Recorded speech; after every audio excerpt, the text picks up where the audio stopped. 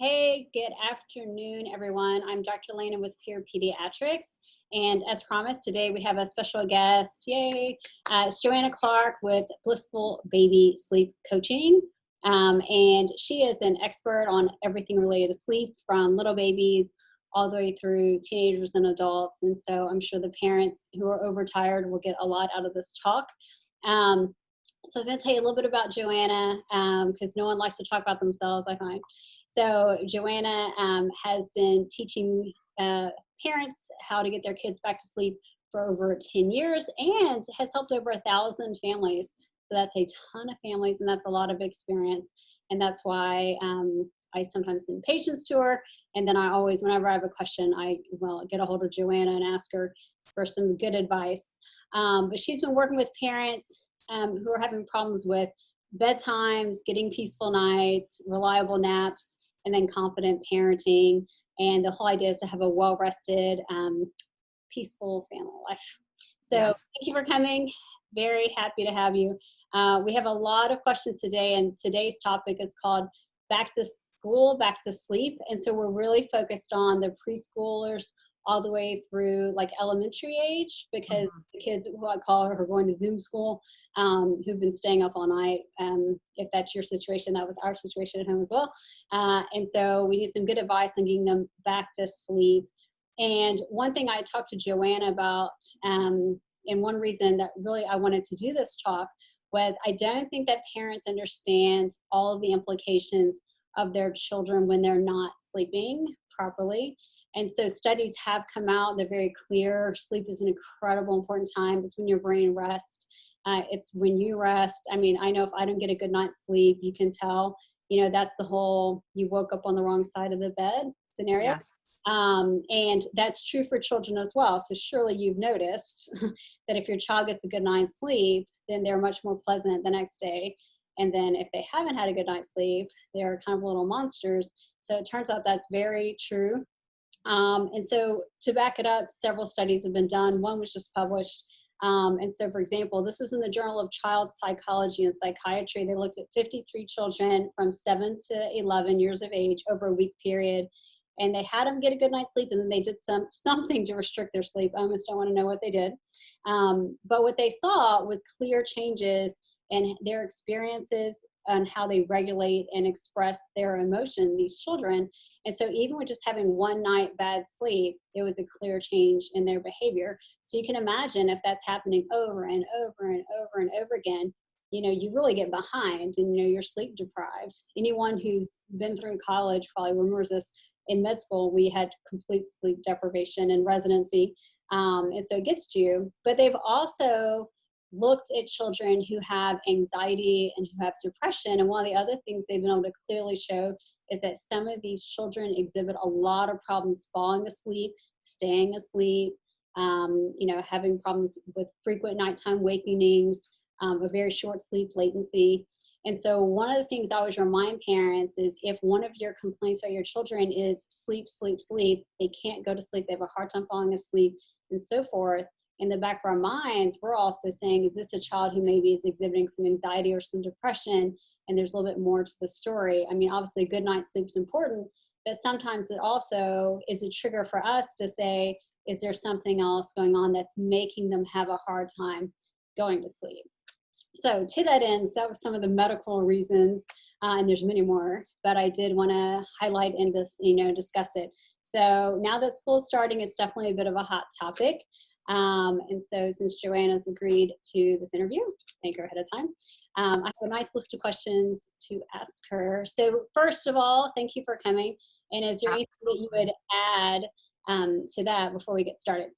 Yes, I want to add that the studies that Dr. Alana just referenced are really amazing studies that me as a sleep coach have been waiting for more validation to show parents from a scientific hardcore point of view, like recent studies, recent life, that lack of sleep, especially when you're looking at the age group that we're going to be talking today, like, age 2 to basically 5th grade, so 10, 11 years of age, that lack of sleep during that time frame has long-term effects. So they have effects with how you might experience your child during the day in terms of behavior issues, short attention span, less emotional resiliency, some learning challenges because they aren't able to capitalize on the memory components because the brain, like Dr. Alana said, isn't able to get the rest it needs.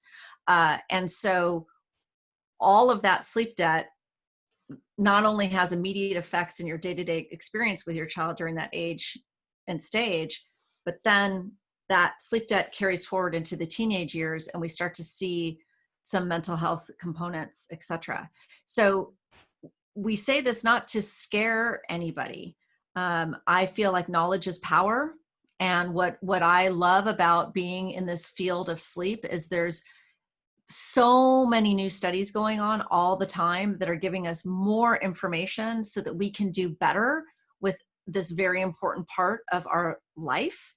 And we as parents can do better to nurture and make sleep a priority in our household so that we don't see these situations showing up in our personal household. As Dr. Alana said, I really believe in a well-rested family. So if we can, if the children are sleeping, the parents, if they have good discipline for themselves, will also be able to, and that's hard, right? We like to watch our Netflix or, get online and go back to work. But if we can help our children get beautiful sleep, then we as adults can then nurture our own sleep. So you end up with a well-rested family. Right. No, I'm all for sleep.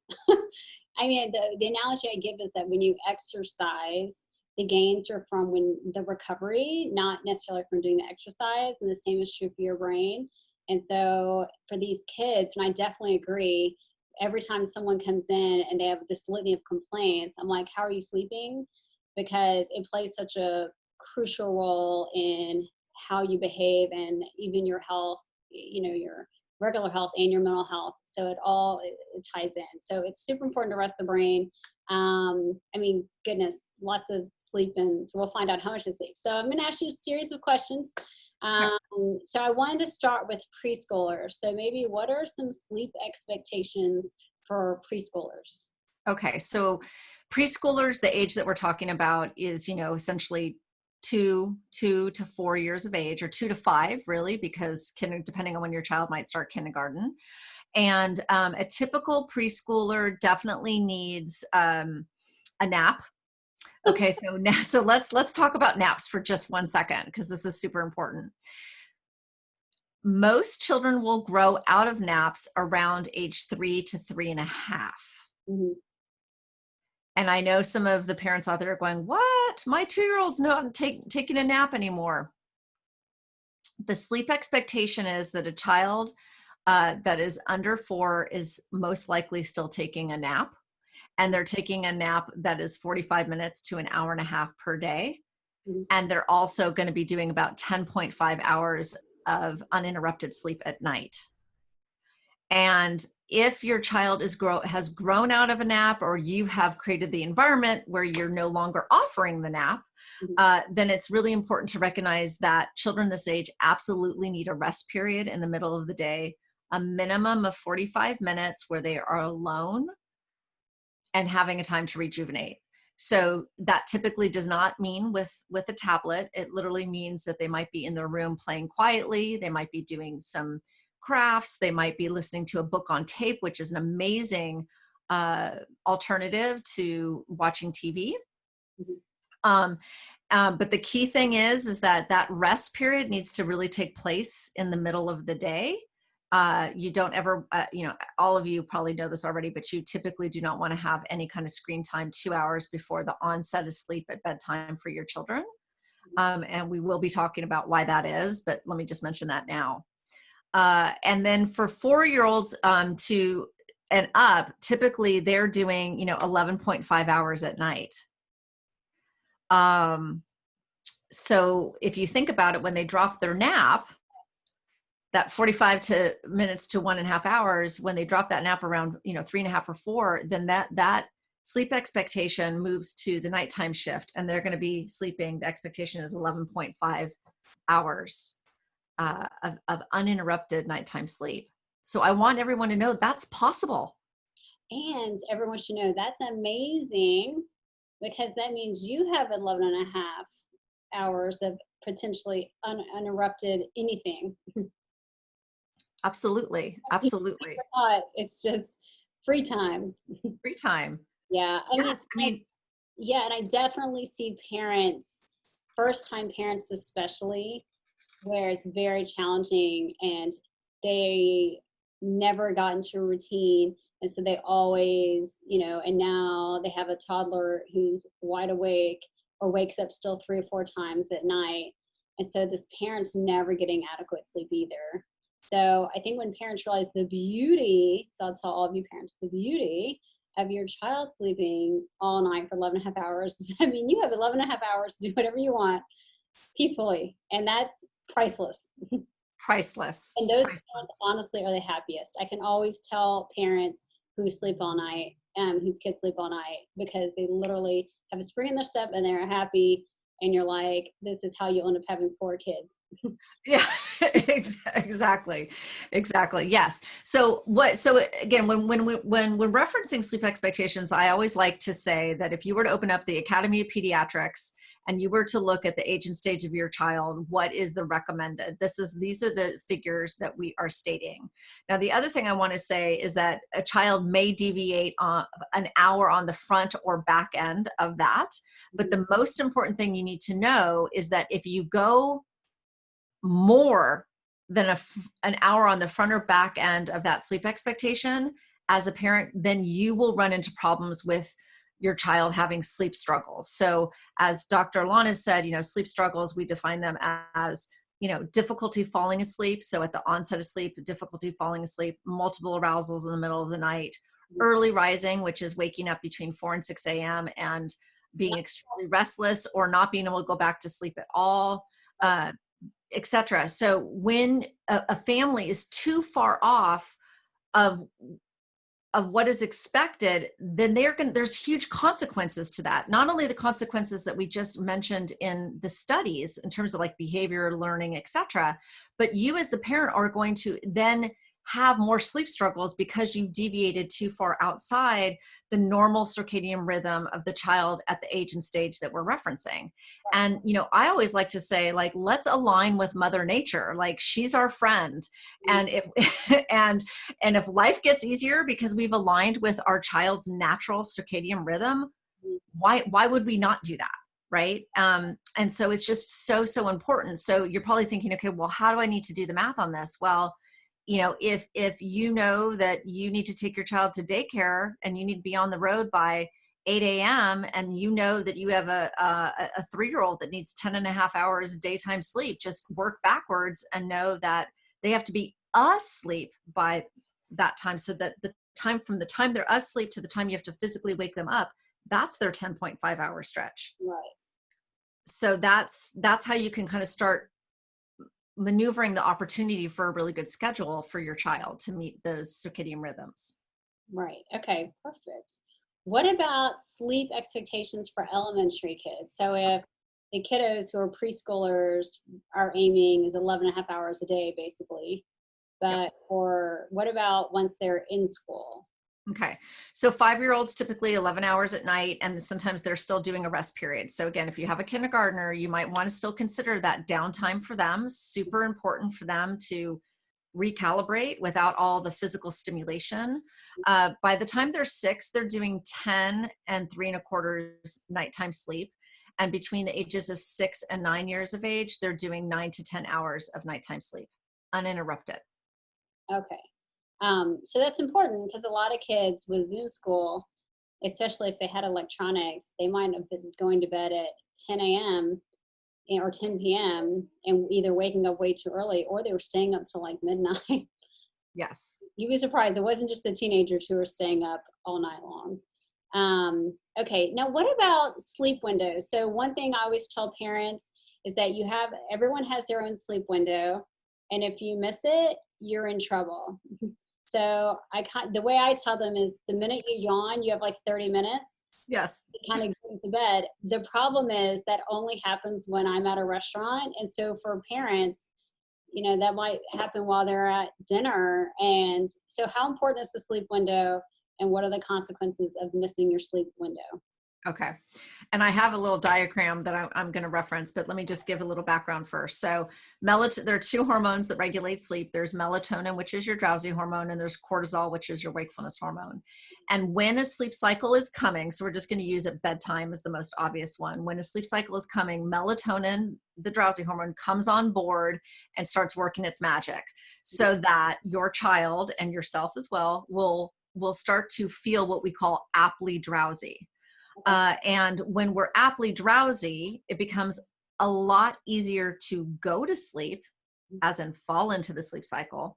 And it also helps you have smoother sleep cycles throughout the night. So it's very advantageous to find that optimum period when your child is aptly drowsy, because you have a higher guarantee of a more restorative deep sleep throughout the night. Now, when melatonin again comes on board, and then well, let me just pull this out. This will make sense. Okay, so this is my my diagram, the way that I like to explain sleep windows. So as you can see, the blue zone is melatonin, and so when melatonin comes on board, and this line right here, I say optimal, that's where like melatonin is really beautiful. Like, it's like, you can tell, like you feel drowsy, you're ready. You know that if you fell asleep, you'd probably fall asleep fairly quickly and be really comfortable. Now, what happens is that as the hormone wears off, you enter into the yellow or the red zone. So the red zone is what Dr. Alana just referenced, which is by the time your child is rubbing their eyes or yawning, you are in deep danger zone. That's why I've labeled it red zone, because for some children, they might have a red zone that is like, could be as tight as 5 to 10 minutes long, so that by the time you see them rubbing their eyes, and then you're like, oh, I better go get them ready for bed, what happens is melatonin, the drowsy hormone, literally shuts off. And what's replaced is cortisol, which is your wakefulness hormone. And this is why I did a kind of the jagged line, that it's this wired and tired feeling that you have when you're experiencing with your children. This is where they're going to be fighting sleep. This is where you're going to have huge behavior issues. This is where you get that, like what we call the dreaded second wind, where you can just tell, like, there's no way this kid's going to sleep. And the problem with I call it cortisol land, but the problem with being in cortisol land is it can last a full 45 to 90 minutes. So if you get into yellow and red zone and you miss it completely, you now are going to have a wired and tired child for probably 45 to 90 minutes. And so what happens to a lot of families is this is where bedtime becomes a battle. I mean, this is where, we get lots of bedtime requesting and bedtime stalling and bedtime tantrums and negotiations and just everything that makes bedtime dreadful for parents. And so the key is we need to start understanding for your particular child, what do they look like and act like in each area? So like, what do they look like and act like in blue zone? What do they look like and act like in yellow? And what do they look like and act like in red? And we also use their demeanor and their facial expressions, as well as look at the clock. So then we can start to really hone in on what's possible for the blue zone. So, most children, even kids that are, go up to 6 to 9 years old, the red zone, always is eye rubs and yawns. Sometimes they start to pull on their ears, they start playing with their hair, and they get kind of antsy. You're in red. Blue zone might be, you might see rosy cheeks, you might see redness over their eyebrows or on their eyelids, you might see some puffiness or redness underneath their eyes. You might see a dazing. They daze off a little bit, or they get glazed. Those are the good signs. So we're looking for more of the good, and we want to see less of this. I will also tell you that another signal that you've entered cortisol land is what I call the hyper goofies, where the children are laughing and dancing and spinning and jumping, and they're in a good mood. And so you're kind of thinking, oh, this is kind of fun. Like, we're going to have a fun night. Maybe we're doing, playtime or pillow fight or something like that. But in fact, they are completely in cortisol land, even though they're in a good mood. So sometimes cortisol land looks like tantrums and battles, but sometimes it can look like elation.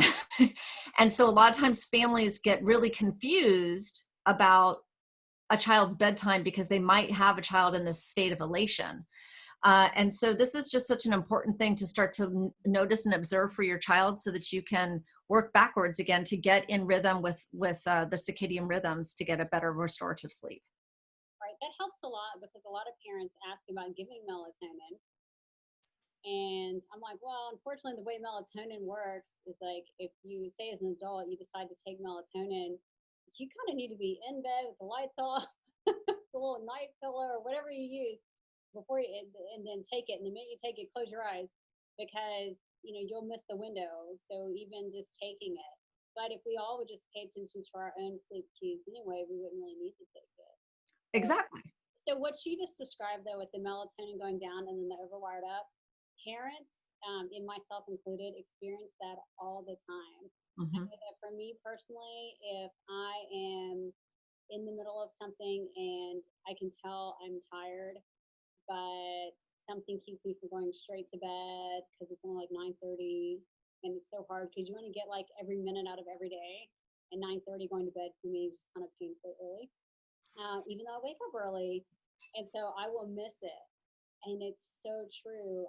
I feel so tired, but then I get that wired and tired, and it's almost like I got a caffeine jolt, and now, and I'm not even effective with what I do, but it's just so hard to fall asleep. So the point is for the adults to pay attention to your own cues and signals. So if you can figure out how to get the kiddo to sleep, then the good news is maybe it'll help you as well, because once your child's asleep, then you can pay attention to your own sleep signals and go to sleep yourself too. Because once again, we need our beauty sleep.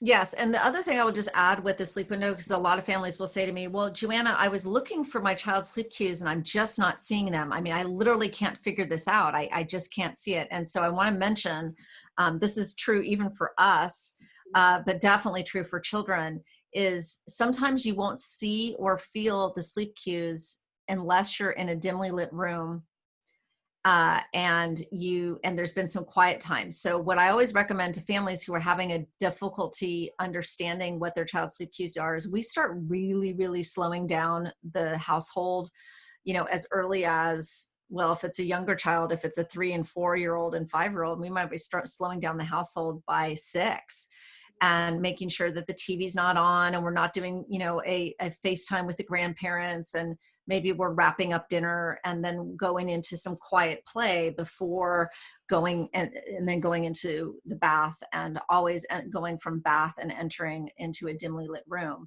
Because if the lights are on and you have a tough child to see their sleep cues, that they will stay hooked into the energy of the household. And so the most you can do, even if you have a busy household, is just to slow everybody down. And ultimately you will start to see those sleep cues, which again can be life-changing to make bedtime so much easier. Right. And one reason I almost didn't want to focus at all on teens during this talk is that my own experience with having teenagers or young adults has been they have soccer practice till 9 p.m., Yes. right? And so it's Yes. just impossible. I mean, that's why the teens, I think, are such a different story, and even adults from that aspect, because I know a lot of adults work out at night, and all those things can also rev you up and keep you from a good night's sleep too. Right. Well, I guess if I could just point on that is that, again, going back to how we started our conversation, is as parents, it's our responsibility to set the foundation for healthy sleep habits. And so if you just kind of look at this age and stage of your life, if you have a preschooler to, through a fifth grader, like, this is the time you have control of their schedule. Like, you have control of their schedule, you have control of your household. And so this is a wonderful time to help sleep become a priority in your household. Because when they do get into middle school and high school, they do have so many other commitments that we then have to, monitor and help them navigate. But now you're in this kind of golden opportunity where you can really establish. But you'd be surprised how many babies are in control of the household. You know who Well, yes. I warn parents all the time. I'm like, there's only one person in charge of this household. It's usually the mom. If it's your child, you're in so much trouble. It's a long 18 years if your child is in control as an infant. It just never changes. They're always in control. Right, right. Dad, I promise you. I'm giving you very good advice. I promise. What about signs of being overtired? I mean, so I get the wired and tired of it. But I Yes. feel like some of the kid signs for parents to look out, so they know they probably missed the boat by now, but two, they're definitely not getting enough sleep. Okay, so a couple of things. Again, we're talking about the kind of the preschoolers into elementary. So if you have to set multiple alarms or you're dragging your child out of bed and they're complaining of being tired all day, and that's happening every single day during the work week when they have school or you have to take them to daycare, then you know you're in, that's your reality. I mean, they're already overtired. Right now, it's one thing if like they had a bad night and then they're tired the next day. But if you're finding that every morning it's dragging them out of bed, um, and that they are always trying to catch up on sleep on the weekends, that's another example that you're not meeting the child's sleep expectations. Then there's the other things where it comes to kind of like learning and behavior. So one thing that's really important when we consider sleep and learning is that during the day, our hippocampus is the one that holds all the short-term memory during the day so that we can be really effective during the day. And then at night, when our brain is resting, that all those memories get moved into the cortex, and that's where the memories are stored. So that when the brain wakes up the next day, that hippocampus is ready to receive new information for learning and activity. And so what happens when you go into the classroom where you haven't had that appropriate ability for the brain to do everything it does to kind of bring those memories over, get them stored, and then free it up for the next day's activities, then the child is coming into the classroom with just less capacity to retain information. And we all know this as mommies, like we call it the mommy brain, right? That we can't remember, we have to write things on our to-do list, etc. But children experience that feeling too, where they just can't retain the information. So from a back to sleep, back to school protocol, like that is like the foundational reason why we're having this question. We want your children are there to learn, and we want to create the right circumstances and environment for their brain to be optimal. And one of the ways that we can do that in this whole new learning environment that's already challenging is to at the very least, get them really good sleep so that they have their cortex is their hippocampus is ready to receive for next day's activities. Wouldn't you agree with that, Dr. Alana? So one example I give parents is we used to call it marbles. Like, you can only hold so many marbles in your brain, and then if you don't get rid of some marbles, you just can't put new marbles in. And so it's that nighttime when you're sleeping that those marbles shift out, so you have this empty vessel. And to that end, that's why if you're going to study for a test that you have the next day, reviewing the information the night before you go to bed is way more helpful than the morning of. Because you Right. that information, sometimes looking at it the morning of actually messes it up a little bit, because your brain's ready to take in new information instead of what you stored. So that's why cramming the morning of the test is not as effective as cramming the night before the test. At least that's what we learned in med school. Yes. So But then the other things you would notice in terms of like, how do I know if my child has lack of sleep? Some other things that you're going to notice is what I referenced earlier, but it's worth repeating: bedtime battles, right. bedtime, what we call bedtime requesting, and what we call curtain calls, which is there you are at bedtime, you think you've got everybody situated, and you go to give them that last kiss, and they want the other animal, or the older child has to go to the bathroom again, or they're hungry, and all of a sudden you think, okay, fine, I'll go, let them go to the bathroom and get some ice water. And then they go get the water and the ice water, and then they have another request. And then what happens is all the requesting happens, and before you know it, you've passed right through, you started your process on time, and you thought, this is great, we're going to nail it tonight. And all the bedtime battling and all the bedtime requesting slides you right into cortisol land, and then you wonder why it's taking forever. And especially with the older children, they're notorious for curtain calls. So they'll be in bed, and then 20 minutes later, they'll come paddling down the hall. Hey, what are you guys doing? And then you got to walk them back. And then they come back out again, and this can go on for hours for a lot of families at bedtime, and it's exhausting for the parents. Um, some other things you might see during the day is daytime crankiness and sensitivity, just being really emotionally vulnerable and just having less emotional resilience for any situation.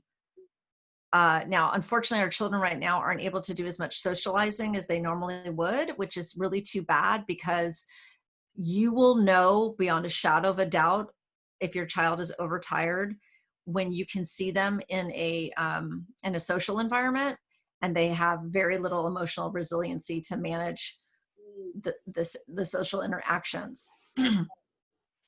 Also, you'll see attention issues such as again, this is what we just referenced about memory, learning problems where things that they're learning they're having just a really hard time adapting to it and anchoring it.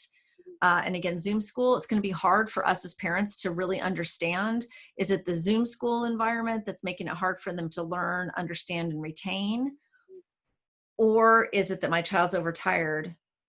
Obviously I think it's going to be a combination, but I think it's worth noting that you don't just blame everything on Zoom school. That's kind of what I'm trying to say. Like this back to sleep, back to school, we can start blaming this new learning environment, but in fact, we might be missing the very foundation of what the child really, really needs. Do they really need the classroom if they're already overtired? Because you're going to see all these behavior issues, learning issues, emotional, vulnerability, and then later, obesity, right? Because children that aren't getting good sleep, they tend to crave carbohydrates and sugars, and then, that leads to obesity. So that's where that connection between sleep and obesity is really showing up in the middle school and high school population. Right. I mean, and no one needs milk and cookies in the middle of the night. And once they can get up and like maneuver, to a refrigerator, then that's a problem. One thing I will give parents credit for is a lot of times parents come into the office, and I always love it when this happens, and it's not infrequent. I mean, it might be once a week, and the mom will always have this litany of complaints. It's like a 2 or 3-year-old, and it's just like da da da da da da, all these little things, and I'll just listen and say and then I'm like, well, do you know what the problem is? And then when they have the epiphany, it's so awesome. And the epiphany is they go, it's me. And I'm like, yes, your child is normal. The problem is you, because you basically you're enabling them, right? So even with the sleep thing, and the example I give from my own family is we never had these issues. And that was because me and my husband were like, really just, nope, it's bedtime. Good to see you. Love you. Kiss, kiss, good night. Don't even think about opening my door. And right. We did that when they were so young. Yeah. We never have kids who came into our bedroom. They never asked for water. They never were getting up and going to the fridge. It was, no, once they said it's nighttime, it was nighttime. And none of them ever slept in our bed. So, and we're still pretty happily married, and we give credit partly to the fact that we were able to sleep and the kids weren't living in our bedroom as well.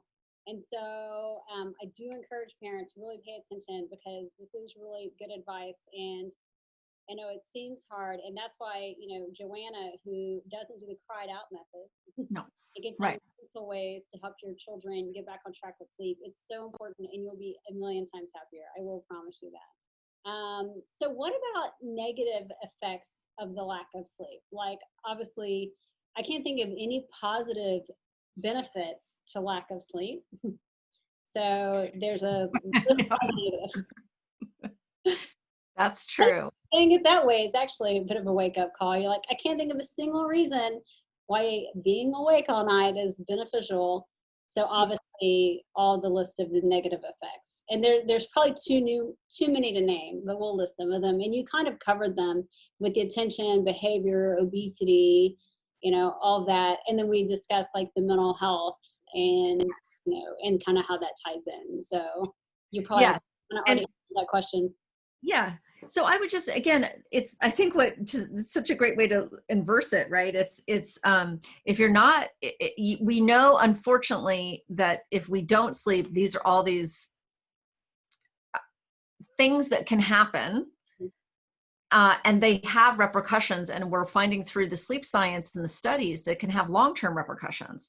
And so this study that they just did in Australia is that, you know, if up to the age of 11, children were having inconsistent sleep schedules, that there was this long-term effect for them when they got older.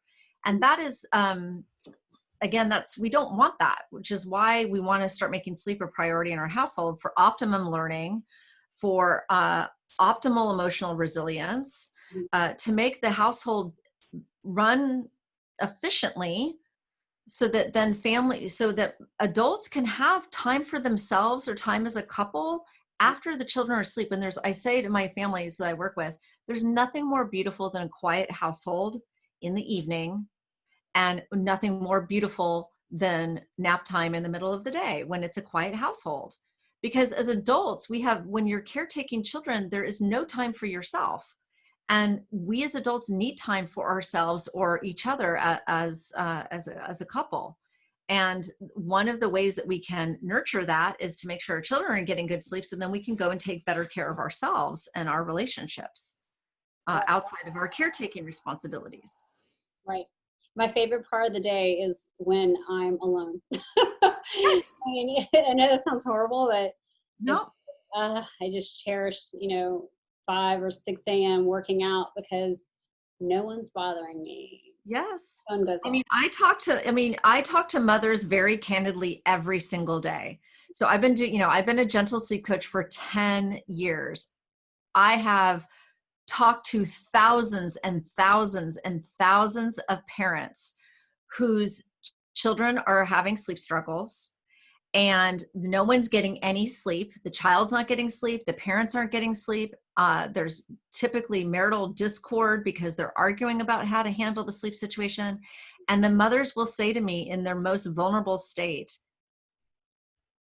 I just want to be alone. I'm caretaking 24/7. And I think that I love that you just said that's your favorite part of the day. And I think it should be your favorite part of the day, because you just have you anyway, right? And so we have to enjoy being with ourselves. And when we are with ourselves, we like not to be totally exhausted and frazzled. We would actually like to do things that interest us, like waking up and prayer and meditation, or a bike ride, or talk to a girlfriend, or, go do a workout. But sleep deprived parents don't have any personal time, and it's a real detriment to the functioning of the household. Right. Because we all need alone time. We all do. Yeah. I mean, to the point that like this morning I overslept a bit. And so luckily I did wake up in time to do some exercise. But if I missed that, where it was my alone kind of me time, the rest of my day is just kind of shot. I mean, I almost want the day to hurry in so that I can go to sleep, so I can start wake up and start again. Yes. Yeah. Yes. So I do think that alone time is important, even alone from your spouse. So yeah. Oh yeah. Secret to a happy marriage. Yeah. So all you moms thinking, oh, but then I feel bad, I feel guilty. No. No. No. I don't believe mom guilt at all. I have like zero mom guilt, which is also why. Now you do gentle sleep coaching, so yes. I'll do a full disclosure to my families. We didn't do that. We did cry it out. The minute they were old enough and they were big enough, 12 pounds, 3 months old, we're like, love you, kiss, night, night, bye. And then we said goodnight and we shut the door. And it works. And then they've always slept ever since. So for us, like, that really worked. And I find most parents can't do it. Right. And so I call Joanna. I'm like, yes. Plan B. Just for clarity. So any of you out there listening to this, and you have, a 2-year-old to a 6-year-old, and you're thinking, it's too late. I missed the boat. I should have done it sooner. I can't believe it. I'm going to hope they're going to grow out of it. Okay. So I hope this conversation today is making you recognize there is no growing out of it. So ultimately, sleep is a learned skill. And so every child can learn how to sleep, because there's 3 skills in sleep: self-regulate, self-settle, and self-soothe. And so what I do as a gentle sleep coach is it's all about creating the right circumstances and the right environment for your child to learn those 3 foundational skills that then can be used in tandem to be able to fall asleep peacefully and stay asleep. And as a gentle sleep coach, you know, parents are, you are in the room, you were there witnessing your child going through this learning opportunity. It's super fascinating because you learn a lot about your child. You learn a lot about yourself as a parent. And you learn a lot about sleep science and behavioral science and attachment theory, so that your child has lifelong sleep skills. So you get, you know, your child's going to get everything that we want them to get. And you're not going to run into all of these problems that we've been discussing today, because we don't want that for any of the families I'm on a mission to make sure there's no tired parents walking the planet. That's my mission, because parenting is too hard. Parenting is already really hard. So to be sleep deprived and be parenting when it doesn't have to be that way, when there's hope and help available, why would we make it harder? And I think what I see, and I think the part parents don't realize so much is, and I really agree with the husband-wife discord that goes on. Mm-hmm. So sometimes, because we usually a lot of times have both parents here at the same time, and it's very helpful because you'll just see they're just, you know, Mm-hmm. over little things, just Mm-hmm. and I tell them straight up, I was like, your best thing you can ever do is get on the same page now about everything. Just let one person be the decider of some decisions and be on the same page. Your life will be easier, but especially about sleep.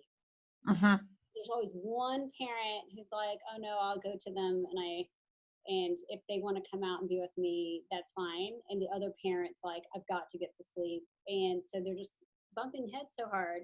So I Mm-hmm. think in those situations, especially seeing and talking to someone who can help them navigate this Yes. can save you a lot in divorce lawyers, Yes.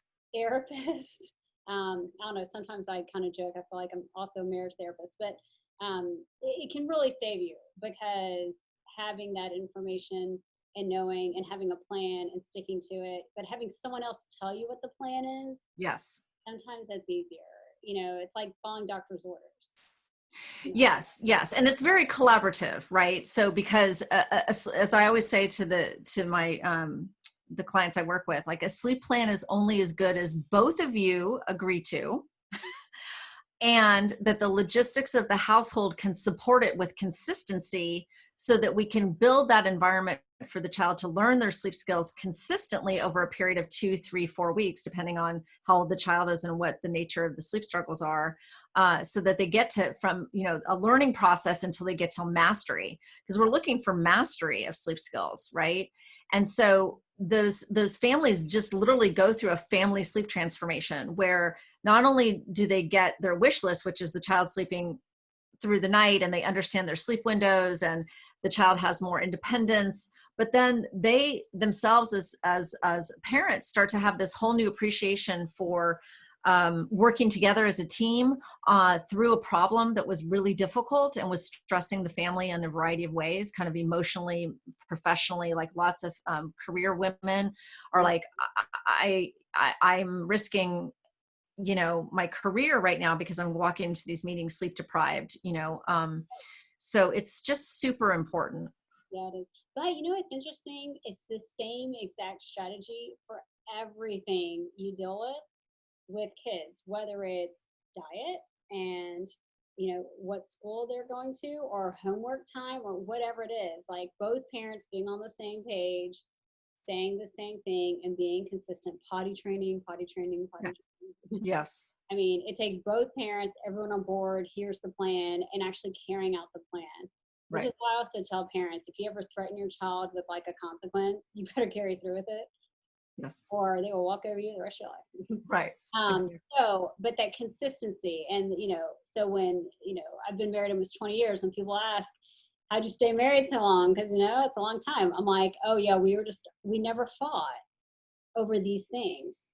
We just came up with a plan, and we're just like, okay, well, that's just what we'll do. And then we just held, you know, stayed in our lane, and we, you know, we held the line. And if you do that, it actually works. And then you don't have marital discord over it. So hopefully we save marriages today, Yes. unless they don't want to be saved. All right. So what do you think? What can parents do? We say consistency is the kid, but is there anything else that parents can do to kind of good tips to get them to, Okay. and So I think for a child under the age of 6, uh, they is as smart as you think your child is, they also need a visual representation to the words of what their expectations are. So if you say to them, okay, we're going to go to bed now, and you don't have anything to anchor what going to bed feels like, looks like, and how it's represented the same way every day, they're not going to understand. They're not going to be able to kind of accommodate your big idea. So for children under the age of 6, routine becomes increasingly important because they respond well to patterns. So one recommendation I have for children, age 2 to 6, is to create what I call a sleep manners book. And it's very easy to do. You would just take out your iPhone and take a picture of them eating dinner, picture of them in the bath, brushing teeth, picking out their 3 books. And again, be careful of the, can I have another book? That's classic bedtime stalling. So you, as a family, you decide, is it 2 books, 3 books, or 4 books? And then you pick those books out before bath. You have them set out already, stationed, so that the child isn't double dipping and trading books into in the bookcase, right, Dr. Alana?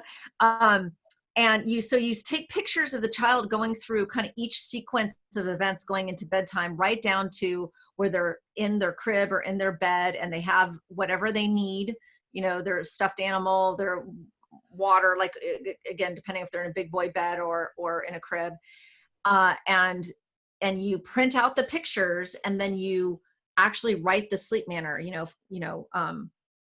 Anna takes a bath. Anna reads 3 books.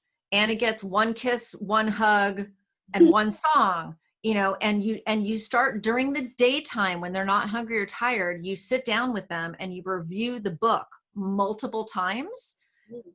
Very short periods of time during the day, so that they can start to see in their mind's eye what is expected of them around the bedtime routine. So then when you go to do that, okay, we're having dinner, then you can go, hey guys, what's next? We take our bath. Okay, what's next? We read 4 books. So then they're almost the one leading it, instead of you dragging them through and having them not understand what comes next. See, they love to know what comes next, and they love to feel that they're in control of what's coming next. And this is a way to help them navigate that. And then, of course, with the older kids, like 6 to 10 or 11, they can, obviously a bedtime manners book is too juvenile for them, but you can absolutely explain what the expectations are and link it to some kind of, prize that they could get the next day, just so that they're staying on track, and give them the independence that they have to go in their room and pick out their books and set out their pajamas, and they set up their clothes the night before. So there's things you can do to anchor bedtime to prepare for the next day. Clean up your room, set your clothes out, etc. Wake up in the morning, get dressed, make your bed, and just really pattern. And it's hard in the beginning. There's going to be a lot of resistance, but over time, it sure does make life a lot easier. Really well with rules. Even though kids want to be in charge, whenever they have a schedule or set of rules, they actually also are so obsessed with pleasing you. So Yes. I found with some of my kids in I4 is that saying the words "I was disappointed" was far more effective than yelling or screaming or getting mad or any of those things. But if I said I was disappointed, it was like just stabbing them in the heart. It just crushed them, because they really are just creatures who just love to please. And so Yes. they want to please. And when the best way of explaining that they didn't please you was telling you you're disappointed in them. Right. I would add, don't reward them with food. Please do not reward them with food. No. I would not give them water at their bed. And the reason is because it's kind of a crutch. It's better than them getting out of bed to go get water. So if your kid is one who just insists on water and they're not having bedwetting issues, they're Right. definitely over the water. Then fine, a little cup of water, but don't let it be milk or anything No. with sugar, and No. anything electronic, Yes. get out the room. And I think for us, that's a really tough one. We're starting to put the hammer down with our youngest, who's about to turn 13, and she has an iPad, and she has a laptop, and she has a phone, and so and such. And she'll claim she's not on it, but really, when you go in the room, like, you can tell, it's like under her bed. Yeah. That Yeah. is how you really ruin your sleep window, and you get to the wired and tired for sure. And Yes. so you just have to play the bad cop and just know it's fine. Like, trust me, it'll be fine. And just get them out of the room and just say, well, if you want to have it during the day, it's going to go. Or you don't have it during the day or night. I mean, it's up to you. Mm-hmm. They're very, they're very agreeable when you make it very clear what your expectations are for them, and it'll save you a lot of heartache later. Yes. Definitely don't reward with food. I don't like attaching emotion to food. Um, Right. Maybe a sticker show hurt. In general, I try not to reward kids for things that I wouldn't clap for myself for. Right. So if I wouldn't clap for myself for accomplishing a task, whether it's sleeping through the night, potty training, whatever it is, then I wouldn't reward the child. So that's like my best my best parenting advice. Otherwise, you're constantly having to reward your child, and that will bite you later too. Yes, no, I do. Yeah, I do agree with that. So like for the older kids, again, it's all about just establishing the routine and being consistent with the routine and let them know that this is the expectation, and that there would be, consequences if they're not able to follow through. But agree as a family. And again, a 6 to 11-year-old, you can kind of, especially with like a 10-year-old, you can say, okay, this is how we do. We have dinner, and this is what we do after dinner, and this is, you take a shower every night, and you do. I mean, it's at that point, again, hopefully, you've been establishing these routines ever since they were 2 and 3. So it shouldn't be a major battleground necessarily by the time they're older. But, really with Zoom school going on, we don't have the benefit of hustling out the door in the morning. And so it does become a little bit more difficult to maintain these kind of hard boundaries. So, you've probably been seeing, there's lots of articles being read, written right now about how to create a family schedule with a Zoom school environment. And so the key things that I think Dr. Lon would agree with me is like, create set meal times, set movement times where either you get out of the house, you go do something, walk the dog, exercise, whatever, just move to get out of the workspace, the school space for the child. And then do have a set bedtime routine and do have set times around that bedtime routine. And again, like I referenced earlier in our conversation, reverse engineer if you know that your child needs 10.5 hours of nighttime sleep, and you know that they need to be up by 7:30, work backwards, and then also utilize, this concept to then even further define not just the clock, but further define, because some kids need more sleep. And that's great for you because then you're going to have more uninterrupted time in the evenings. And just know this cortisol land is so, this is where all the bedtime drama happens. And so if every single night you're having bedtime drama, you're just every single night you're in this is what's happening. And Um, that cortisol land also looks like infants who wake up and fall asleep all night long. yes, They never learn to go to sleep. yes, That's why they're yeah, waking up and eating and falling asleep and eating and falling. It's just this nightmare. I do think that's a very helpful that sleep window, even to show older elementary age students and just be like, okay, so here's the deal, and this is how it works, and this is how your brain works, and you have to store the memories, and but them seeing that and recognizing in themselves, oh, I missed my window, and now I I'm miss my window. right. Yeah. I have a 16-year-old who's she's a junior in high school. And last night, okay, so they just started Zoom school on Monday. So last night was night 2. And she literally came to me and said, my sleep window's here. I've got to go to bed right now. And it was 9:40. And I was like, let's do it. And she woke up this morning and she felt so good, because the Zoom learning is really exhausting on your eyes and your brain. So that's another thing I should say. Your children are probably going to be more tired than you would ever expect them to be because they're learning in an entirely new way. And so you need to be aware of that they might be, these couple of first weeks of Zoom school might be, they might be sleepier sooner than you would expect them to be. Right. And even the screen light, I mean, so they make those fancy glasses. I know my older daughter who's in college, and so she's doing kind of in person and kind of online college experience. Mm-hmm. But she does wear the blue light glasses. Yes. She was getting headaches from the screen time all the time. And Yes. so, and that's really made a difference. I mean, they're quite cute. So she got hers, I think, at Warby Parker, but you can get them anywhere. But sometimes that helps, even the younger kids, and they think it's fun to wear. But especially if you notice it's really starting to bother their eyes, it might be worth considering doing that. Yes, absolutely. And in fact, I have some resources that I'm going to be, that will be referenced in the materials that Dr. Alana sends you. And I will add another resource where you can get some blue light blocking glasses, blue light blockers for your iPad, for your phone. So, you can there's some new technologies out there that you can use that really do make a difference. And on that note, Dr. Alana, I wanted to mention to you that some of the resources that I'm going to be sharing with all of you that, going back to like, okay, well, how much does my child need? I created an ages and stages chart that shows all from newborn all the way up, the ages and stages of what's required. So if you want that information, it's instant download, so you can get that. I also have an audio on the 5 reasons why your child was awake last night.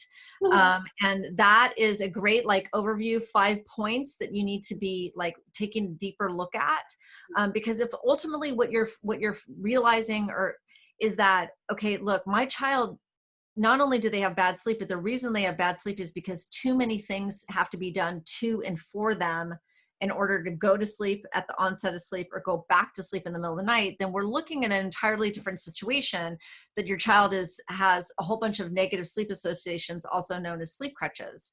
And even an 11-year-old can have a ton of sleep crutches, and it's the sleep crutches that are inhibiting the child's ability to learn how to self-regulate, self-settle, and self-soothe themselves. So this audio kind of goes through what are those 5 things that could be keeping your child awake last night, so that if it turns out that the sleep crutches are one of them, then please know that you don't have to go at it alone. That's why families work with me as a gentle sleep coach, because they know that they have to get rid of these sleep crutches in order to open up the door of possibility for the child to have restorative deep sleep. Because if they have sleep crutches all night long, they're never going to have restorative sleep. So we have to gently wean those sleep crutches so that the child then begins to regulate, settle, and soothe themselves at the onset of sleep and for every arousal all night long, which ultimately leads to this beautiful, appropriate sleep cycles. And so if any of you are out there and you're like, oh my God, I need to talk to Joanna, we'll do a link on how you can schedule a 45-minute Zoom session with me to go deeper into like what's happening in your particular household, and take a deeper look on how to help you guys get sleep back on track, because we want this for our families. We want well-rested families.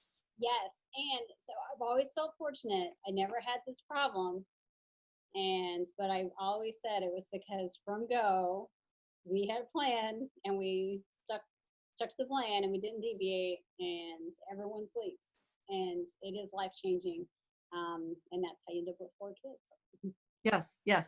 And it is never too late. So again, any of you out there like, I should have done, it's never, ever too late to learn a new skill. That's right. So there's always hope, and there's always help available. You just need the right plan. Right. And the plan's got to meet the temperament of the child, the logistics of the household, both parents on board, and then working it very specifically over a period of time until you get the mastery of the sleep skills. Right. And then just a reminder, new onset sleep problems could be a sign of something else that's going on. And so I would just remind parents, once again, if they were good sleepers before and now Yes. not at all, then that's when we're like, is there more of the story? And so definitely reach out to your provider for that as well. Yes. Thank you very, very, very much, Joanna. It was super helpful. I learned a lot. I'm excited to hear about the newborns. Although I'll tell you my story. Got them to sleep quick. And then, the teenagers as well, which are just a completely different beast. They're just like their own little subset of, humans. And their sleep is so irregular, I feel like. And so that'll be a whole other topic. And so we will definitely have you back and cover those 2 ages on 2 different times as well. So thank you very much. We will add the links for all of these things as well. And so lots of helpful tips. If y'all have questions or comments, feel free to leave them below or reach out to us or one of us, and we will definitely get those questions to the right person. So thank you again for joining us. Yes, yes. Oh, and one more thing, just in case, every Thursday at 2 p.m. Pacific, I do a Facebook Live on my page. I'm Blissful Baby Sleep Coaching, so it's Blissful Baby Sleep on Facebook Live every Thursday at 2 p.m. Pacific. And so you can submit questions in advance. Oh, great. Okay. And then I kind of give you a prescription when I'm there live. And then I take that Facebook Live and I do send it out as a recording. So then you will, obviously it always lives on Facebook, but then you have to scroll and all that. So then it does get sent to you. So if you submit a question, then you get that hard copy of your kind of prescription and it's emailed to you. So we'll also put that reminder in there when I do the Facebook Lives and the link to submit any questions on those each week. And I will definitely be answering them and getting that material to you. So 2 p.m. California time. I call it Cali time. Yeah, Cali time. So that's 4 p.m. Eastern time. 4 p.m. Houston time. Exactly. Every Thursday. All right. Well, happy hurricane, everyone. Not yes, be safe. Off the hook. You Okay. moved from Houston, so you don't have to deal with good old hurricane. I've lost track of the names of all of them. I think we're dealing with Laura. So anyway, everyone stay safe. Don't forget to wear your mask. Yes. But good seeing you, Joanna. And we'll leave all the information below. All right. Thank you. Have a great day. Thank you.